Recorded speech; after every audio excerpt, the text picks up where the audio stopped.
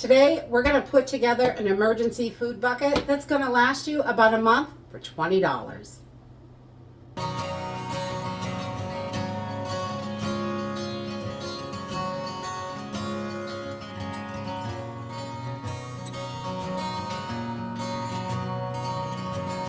With the cost constantly rising, it is getting more and more difficult to keep our pantries full. And not everybody prepares the same way. Everybody does it a little bit different. And if you are looking for a really inexpensive emergency food supply that you can put up for $20 for your family, this is definitely it. This is the most inexpensive food that you can put together.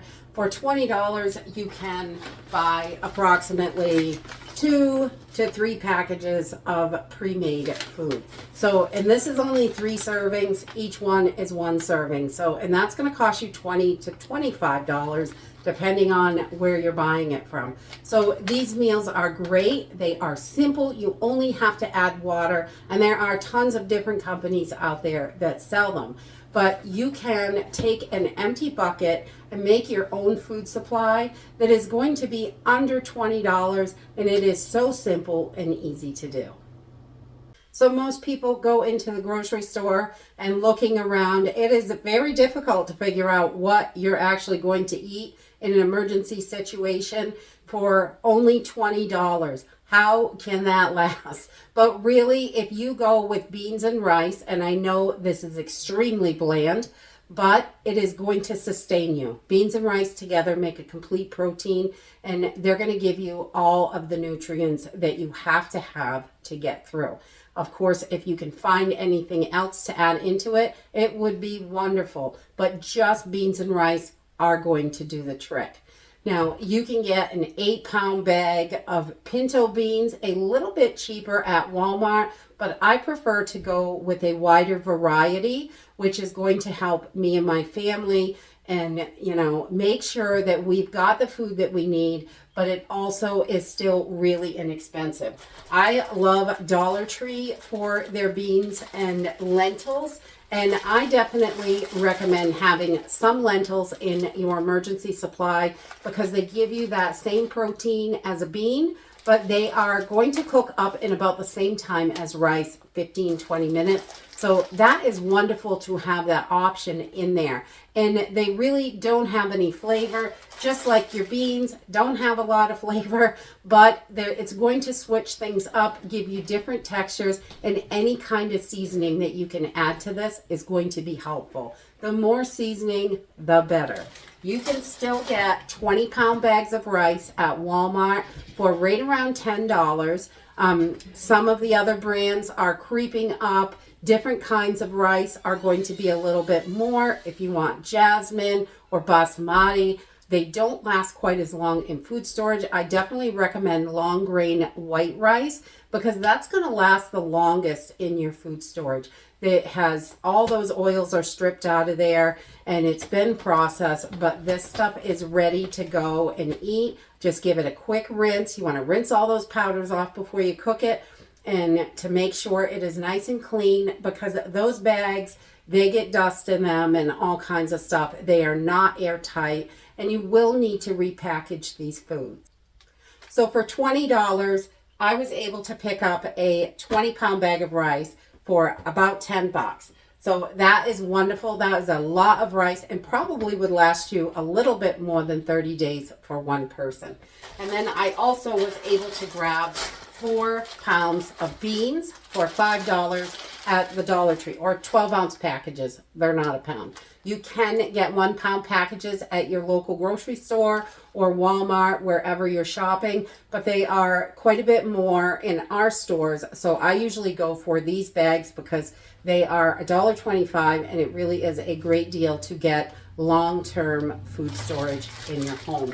And I always try to add those lentils just because they cook quicker. You could do all lentils if you choose. You could do all one kind of bean. You could save a little bit of money probably and get a little bit more beans if you went with the 8-pound package of pinto beans at Walmart. I think they're about $8 for that package. I'm not a huge pinto bean fan, so that's not something that I purchase. But you definitely can do that. If you want just quick and easy, grab 2 bags. You've got almost $20 there. And I had about $2 left, so I was able to add some seasoning. This is just a salt-free seasoning blend and some salt. I would add pepper if I could to this bucket. As many seasonings as you can in your emergency buckets, I believe, because this has almost no flavor and it's very bland, and you will get food fatigue and you will not want to eat this after a few days.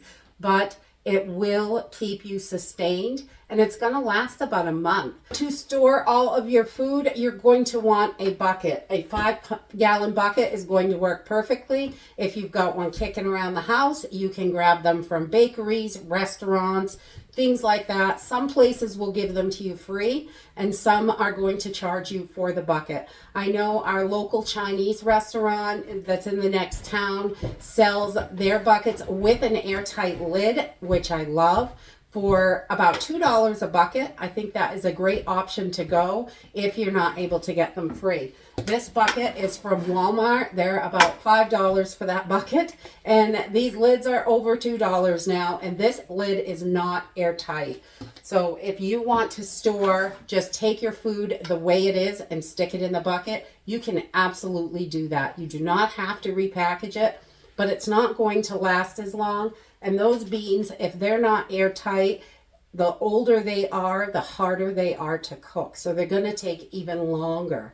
I definitely recommend getting a lid with an airtight seal, which is why we buy a lot of our buckets from the Chinese restaurant, because there was food in them, and that's fine. And we just wash them right out. It's not a big deal. It saves us money, and it gives us that airtight seal, so I don't have to repackage everything that I put in there. If you are using a Walmart lid, this is not airtight. You definitely are going to want to repackage your food. Either in Mylar bags work wonderfully. You can do vacuum seal bags. There are a bunch of different options, but you want to make sure that your food is airtight. We will throw a couple of bay leaves in the bucket just to help deter any bugs or insects or anything like that. So if you are looking for the absolute cheapest way to build up your food supply really affordably, these buckets are definitely the cheapest that you can do. And if you can add anything else extra to your pantry that you may be able to mix in here, can of diced tomatoes, anything like that is really going to help out in those emergency situations. But this alone will sustain you. So it's important to have. Make sure you've got that pantry as full as possible. And if you're into just as cheap as you can, stocking up that way, this is going to be what you need. And that's it for today. Be prepared, not scared. Have a wonderful weekend, and I'll see you next week. Bye.